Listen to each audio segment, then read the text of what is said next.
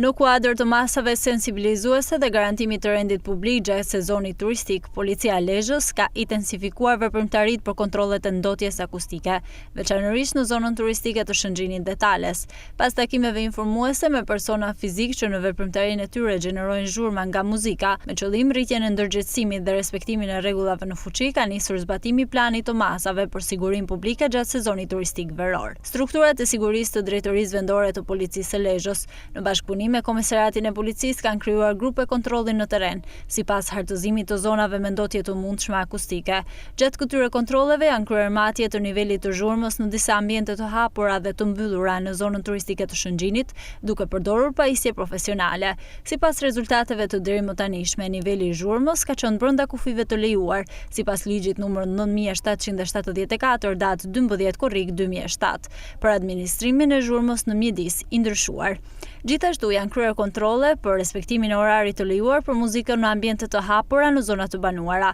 i cili është përcaktuar nga ora 11 deri në orën 24, ndërsa ju kërkohet qytetarëve që të denoncojnë çdo rast të ndotjes akustike dhe reagimi i policisë do të jetë i menjëhershëm.